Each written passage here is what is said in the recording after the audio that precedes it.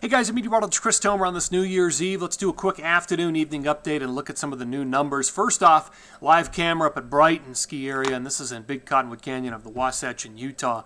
Everybody leaving for the day, still snow coming down. Temperatures have come down a couple degrees, 29, 30 degrees at the base area. I know that temps have come down a little bit at Park City as well, and they'll continue to gradually fall on Sunday as some slightly cooler air comes in, especially midday into the afternoon. Most of the snow that I see for the Wasatch will come between now and probably the 2nd.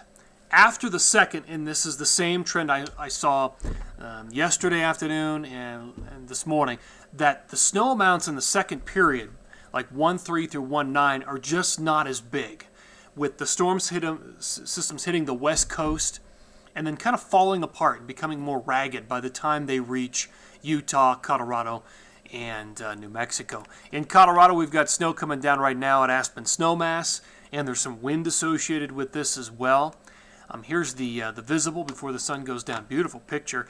Still this rich Pineapple Express flow hitting the west coast and moving into the interior. Big low pressure. Look at that. Another big one right here. Get ready to move in. This low will actually take more of a southern track and pull that shield of moisture, continue to kind of pull it over the top of Utah and Colorado. And then there's a little bit of a break in the action. But that's the way the visible looks right now. There's my blog post from this morning, christomer.com.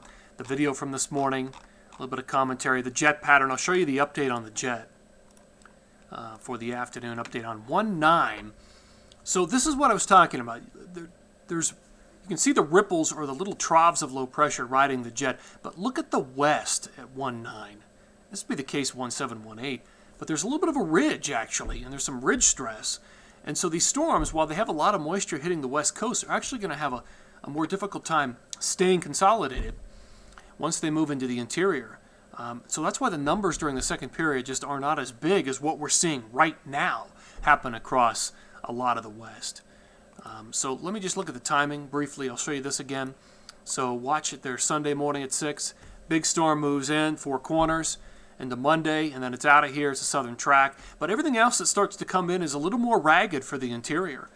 There's 1-4. Here comes 1-5. Big storm on the west coast, but by the time it starts to make its move into the interior, it's not as consolidated. And you would see that once I show you 1-6, 1-7, 1-8, 1-9. There's a little bit of ridge stress that it runs into. And my numbers from this morning, let me just show you how those have changed. Here's 12th, the rest of today through the 2nd. So another 21 inches to fall in the Wasatch. Another 10 in Tahoe, another 29 at Mammoth. And in Colorado, we've got another 6 to 16, maybe even close to 2 feet down over Wolf Creek, Purgatory, and Crested Buttes. So we've still got a lot of snow yet to fall in Colorado through the 2nd, and some decent snow in northern New Mexico as well. So in the second period, 1-3 through 1-9, the numbers are just not as big for the interior. They're big in California, 30, 40, 50 inches, and they're still looking pretty good in the Pacific Northwest and Idaho. The Teton should get about another foot, but only about another 9 during that entire 6-day period for the Wasatch. And in Colorado, maybe another 4 to 10. So they're not quite as big there either. And that's a 6-day stretch of time. So the storms that are coming in are just not as strong, not as consolidated for the Intermountain West, the interior, Utah, Colorado, New Mexico, Arizona areas. Let me just show you a couple of specialty maps, though, between the rest of today through the 9th. So another 30 inches up around Snowbird and Alta, Solitude, Brighton, upper 20s there for Park City. Another specialty map for Colorado, central to northern mountains. The rest of today through the 9th, another basically a foot for a lot of Summit County and up over the Continental Divide. Maybe another 2 feet as you go through Vail, Steamboat, Buffalo Pass, and probably down into Crested Butte.